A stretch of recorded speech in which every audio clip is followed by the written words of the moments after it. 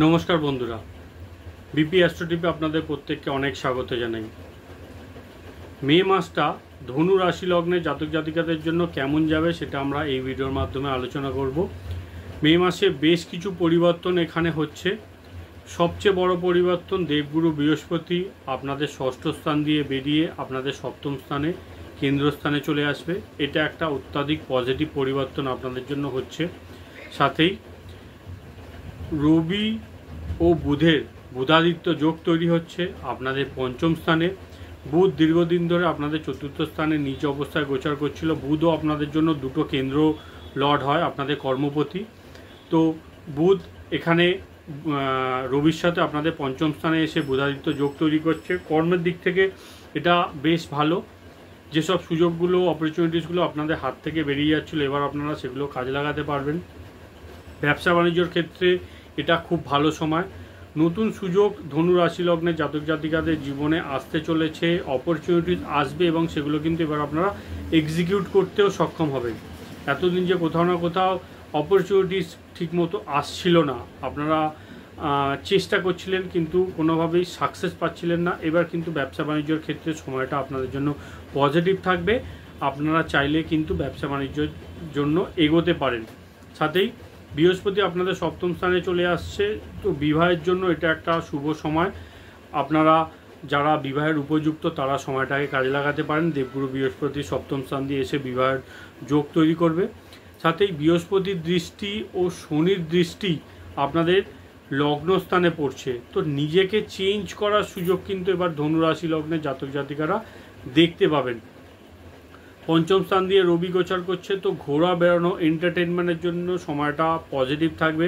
কর্মক্ষেত্রে 14 তারিখের পরের সময়টাকে আমি পজিটিভ বলবো।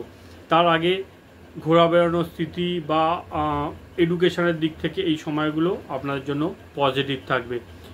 আর্থিক দিক থেকে কথা বললে শনিদেব আপনাদের চতুর্থ স্থান দিয়ে গোচর করছে, নিজের রাশি থেকে তৃতীয় স্থানে গোচর করছে, তো এখানে শনিদেব এফর্টকে দেখাচ্ছে। সাথেই মঙ্গল আপনাদের অষ্টম স্থান দিয়ে নিচভাবে গোচর করছে, মঙ্গলের দৃষ্টি আপনাদের দ্বিতীয় স্থানে পড়ছে। তো ইনকামের সুযোগ, অপরচুনিটিসের ক্ষেত্রে বাধা বিঘ্ন এখানে কিন্তু তৈরি হচ্ছে। ইনকামের ক্ষেত্রে আপনাদের আরও বেশি চেষ্টা আপনাদের করতে হবে এবং তারপরেও কিন্তু মনের মতো রেজাল্ট হয়তো এখানে আপনারা নাও পেতে পারেন।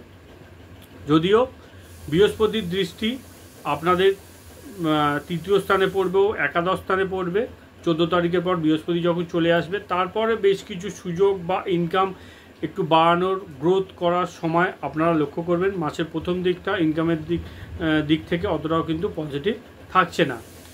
বাড়ির পরিবেশের কথা বললে দেখুন, দীর্ঘদিন ধরে বাড়ির জায়গায় যে একটা নেগেটিভিটি ছিল, কোথাও না কোথাও আপনারা মনের মধ্যে একটা বোঝা নিয়ে চলছিলেন, বাড়ির লোকজনদের সাথে ঠিকমতো মন খুলে আপনারা কথা বলতে পারছিলেন না, কোথাও না কোথাও একটা দূরত্ব তৈরি হয়ে গেছিলো।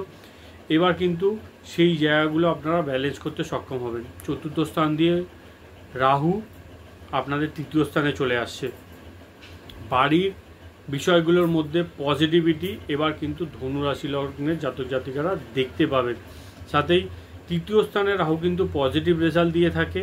যে আপনারা যারা অনলাইন কাজকর্ম করছেন বা হাতের কোনো রকম কাজকর্ম করছেন, তাদের ক্ষেত্রে কিন্তু এই সময়টাকে আমি পজিটিভ বলবো। আপনাদের জন্য বেশ কিছু সুযোগ, অপরচুনিটিস এখানে তৈরি হচ্ছে। ওভারঅল ভাগ্যবতী নবম থেকে নবম মানে পঞ্চম স্থান দিয়ে গোচর করছে, তো ভাগ্যেরও পূর্ণ সাপোর্ট ধনুরাশি লগ্নের জাতক জাতিকাদের জন্য মে মাসটা থাকছে এবং এটা আপনাদের জন্য একটা পজিটিভ মাস থাকবে, যেহেতু বৃহস্পতিও কেন্দ্রস্থান দিয়ে গোচর করবে এবং ভাগ্যপতি আপনাদের পঞ্চম স্থান দিয়ে গোচর করছে। তো এই মাসটা আপনাদের জন্য একটা গেম চেঞ্জিং মাস হতে পারে। বেশ কিছু সুযোগ সুবিধা, অপরচুনিটিস এখানে কিন্তু ধনু রাশি লগ্নের জাতক জাতিকাদের জীবনে আসতে চলেছে। আপনারা সময়টাকে কাজে লাগান। চতুর্থ স্থানে শুক্র উচ্চ অবস্থায় গোচর করছে। শুক্র হচ্ছে আপনাদের ষষ্ঠপতি, তো বাড়ির কোনো লাক্সারি সুখ সুবিধা বৃদ্ধির জন্য এখানে লোন নেওয়ার সুযোগ আপনাদের কাছে আসতে পারে, তবে আমি সাজেস্ট করব লোন না নেওয়াই আপনাদের জন্য কিন্তু ভালো হবে। চেষ্টা করবেন লোন না নিয়ে যদি কোনোভাবে বাড়ি রেনোভেশন করা যায় সেটা আপনারা করতে পারেন, তবে লোন নিয়ে না এগোনোই আপনাদের জন্য ভালো হবে। কর্মের জায়গায় দীর্ঘদিন ধরে যে একটা ডিসঅ্যাপয়েন্টমেন্ট ছিল, কোনোভাবে আপনারা স্যাটিসফাই হচ্ছিলেন না, কেতুর জন্য দীর্ঘদিন ধরে 1.5 বছর ধরে কেতু আপনাদের কর্মস্থান দিয়ে গোচর করছিল। এবার 18 তারিখের পর কেতুও আপনাদের কর্মস্থান থেকে বেরিয়ে আপনাদের নবমে চলে আসছে।